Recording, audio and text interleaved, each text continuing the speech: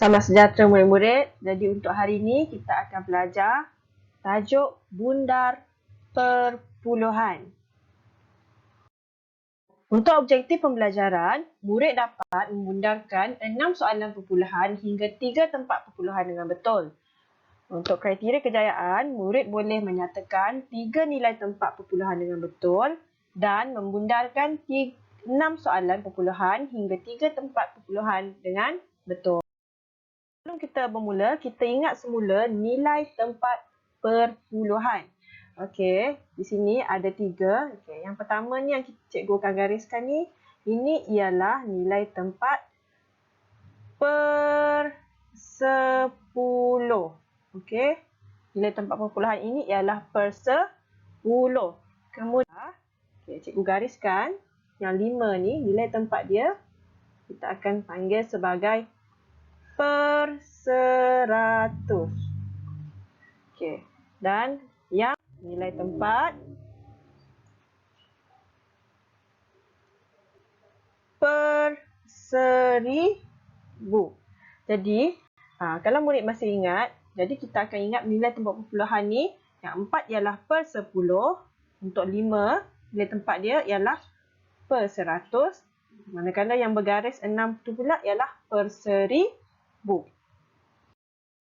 Untuk tahun 5, kita akan belajar membundar menggunakan nilai tempat 1 tempat perpuluhan, 2 tempat perpuluhan dan juga 3 tempat perpuluhan. Mari kita kenal pasti dahulu. Okey, yang bergaris 5 ni, ini kita kenal pasti sebagai 1 tempat perpuluhan. Okey, kemudian cikgu gariskan 7 pula. Okey, ini pula ialah 2 tempat perpuluhan. Dan yang terakhir, ini pula ialah 3 tempat perpuluhan.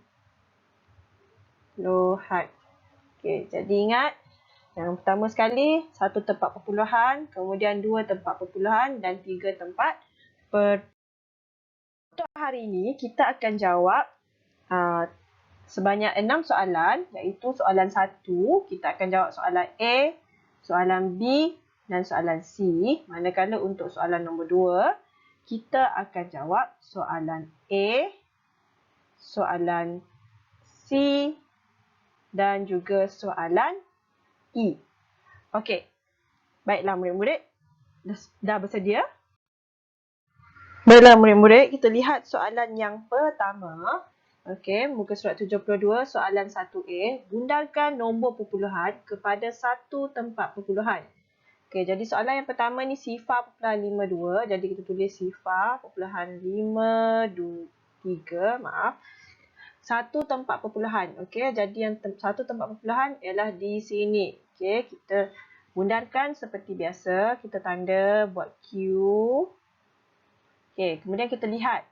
Kalau dia kurang daripada 5, kita akan tambahkan sifar pada yang dibulatkan. Kalau lebih daripada 5, kita tambahkan 1. Jadi di sini kita tambahkan sifar sebab kurang daripada 5. Okey, jadi kita akan dapat jawapan sifar perpuluhan 5. Okey. Yang nombor di belakang ni tak payah tulis sebab kita nak bundarkan kepada 1 tempat perpuluhan. Jadi jawapannya nanti mestilah 1 tempat perpuluhan sahaja.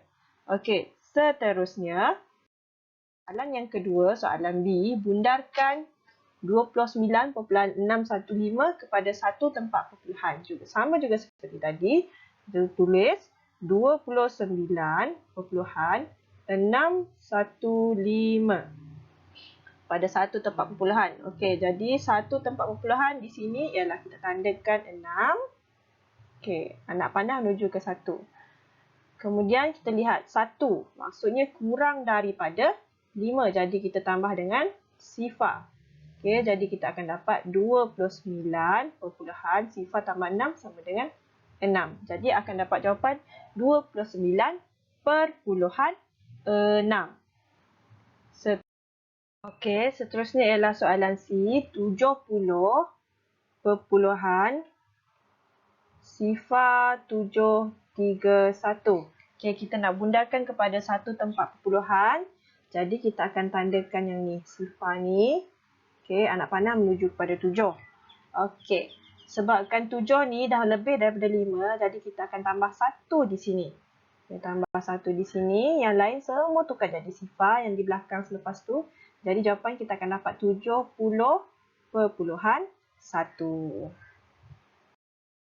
Kita lihat pula soalan 2. Bundarkan nombor perpuluhan kepada tempat perpuluhan bergaris. Okey, jadi di sini dia tulis 8.013. Okey. Dan digariskan pula ialah 1. Okey, jadi maksudnya kepada dua tempat perpuluhan. Jadi kita tandakan. Okey, kemudian kita lihat di belakang ni 3. Jadi tambahkan dengan sifar.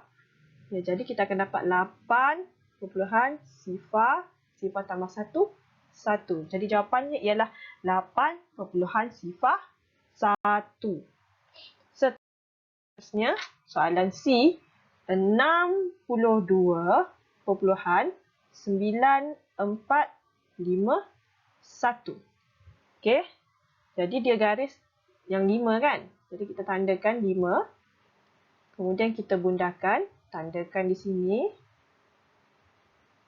Okey. Kemudian lihat 1 kurang daripada 5. Jadi tambahkan dengan sifar. Kita akan dapat 62.944. Sifar tambah 5, 5. Okey. Jadi ini adalah 3 tempat perpuluhan. Jadi 62.945. Dan yang okey, untuk soalan seterusnya 71 perpuluhan sifar 99 sifar. Jadi kita nak bundarkan 71 perpuluhan sifar 99 sifar. Okey, jadi apa yang kita buat? Kita akan bundarkan yang digariskan, tandakan. Okey, jadi di sini kita akan tambahkan dengan 1 kerana 9 ni lebih daripada 5. Jadi kita akan dapat 71.